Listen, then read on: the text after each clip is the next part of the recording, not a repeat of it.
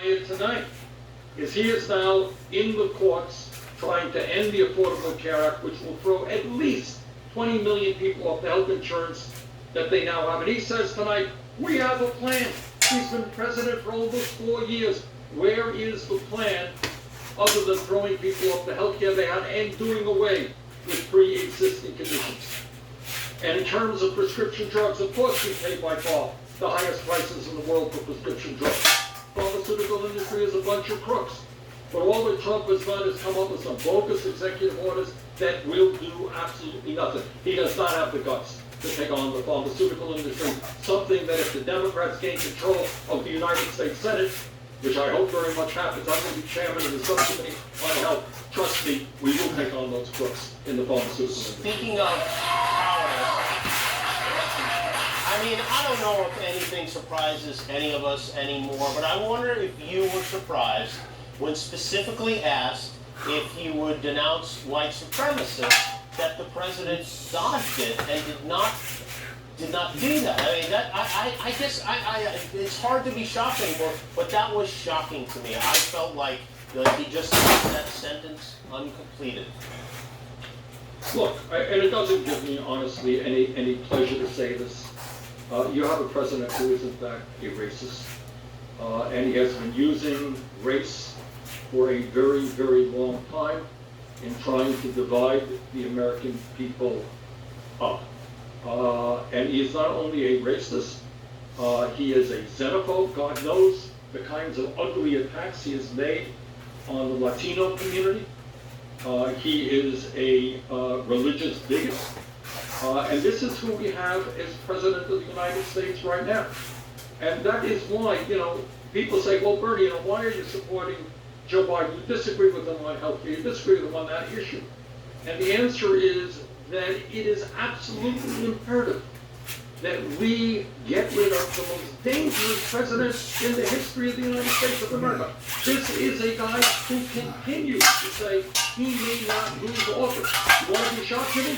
What about learning that you got a guy in office now who says, well, maybe I will lose the election. So what? That doesn't mean I'm going to leave office, because as you know, everything is fraudulent. If I lose, by definition, the election is rigged. Think about that. That's what he said tonight and what he has said on numerous occasions. And the American people have got to make it clear. And I say this to Republicans, I say this to independents, not just Democrats. If you believe in democracy, if you believe in the Constitution and in the rule of law, Trump has got to go, because he does not believe in it. We'll be back with Senator Bernie Sanders. Senator Bernie Sanders is with us. Thank you again, Senator, for being here with us tonight. You've been in the Senate for how long now? 14 years. Have you ever seen a more brazen display of hypocrisy than Lindsey Graham saying he will vote to confirm a Supreme Court nominee like 6 weeks before an election? And this is after he told us, in front of the whole world, he said, I will never do that. Mark my words. Use my tape against me, he said. Yes. Yeah. Yeah, it is, look, the hypocrisy is extraordinary. And it is so sad, because this is why the American people are losing faith in the political process. And, the problem with the Supreme Court nominee is not only what she will do after she gets on the bench, as she does, it is this entire process by which 4 days, we think, 4 days before the election, the Republicans hope to have a vote on getting her confirmed. So the American people in 4 days will be voting for a president who has the power to make those nominations, and they want to rush this thing through. It is an outrage, and the hypocrisy is extraordinary. And here's the point, and I think some of my colleagues have been making. I know a lot of people think, well, Supreme Court nomination, it's an abstraction. How real, how important is it? It is enormously important. If there is little doubt in my mind that Judge Barrett will vote to rule that the Affordable Care Act is unconstitutional, that means 20 million people will lose their health care. If you are a woman, if you have the right to control your own body, that right may very well be threatened.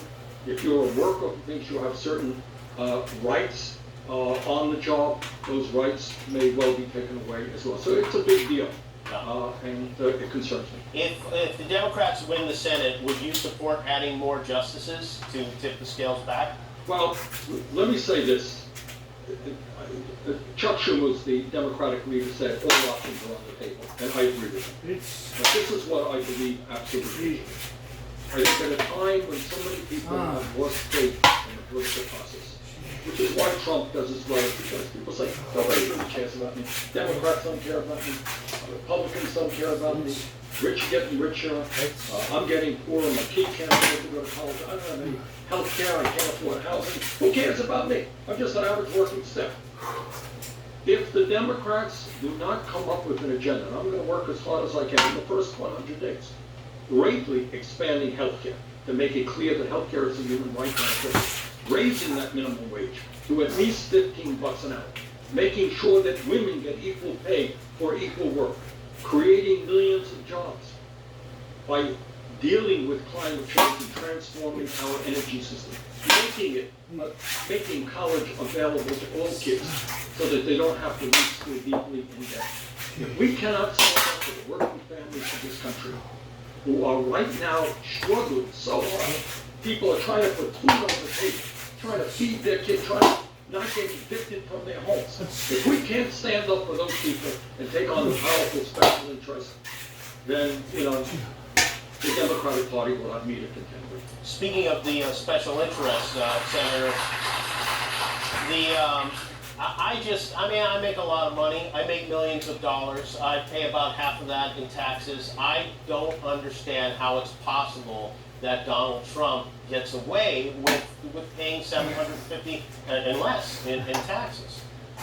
Well, there are two reasons, two possible reasons, Jimmy, both of which may end up being true. Number one, Trump lied a whole lot, and instead of being a successful businessman, he may have in fact lost substantial sums of money for many, many years. That's possibility number one. Possibility two, more likely, he is a tax cheat and ends up paying less in income tax than the average worker would be paying.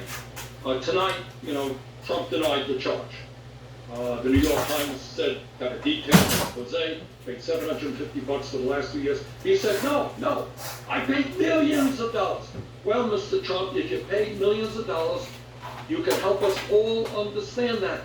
Release your tax returns. Seems very simple, doesn't it? It really is very simple. Trump, But by the way, Trump said bottom line here is the tax system is totally corrupt. You got major corporation after major corporation paying virtually nothing or nothing in taxes, and that has got to be changed as well. And they call you a socialist, yes? I mean, it's So, what do you say to? I see online people who supported you for president who say, I'm not going to vote for Joe Biden. He's not going to do the things that I want him to do. I'm going to write in or vote for a third party or not vote at all. What do you say to those people? Jimmy, I would say that is a very, very serious mistake. Being political and thinking about things politically, you have to be tactical. And it's not saying, I disagree with Biden, I'm not voting for him. Please understand that the very essence of American democracy is at stake in this election. The future of the planet is at stake with a president who rejects science with regard to climate change. The racial divisions in this country will only grow wider with a president. And to those people who say that, let me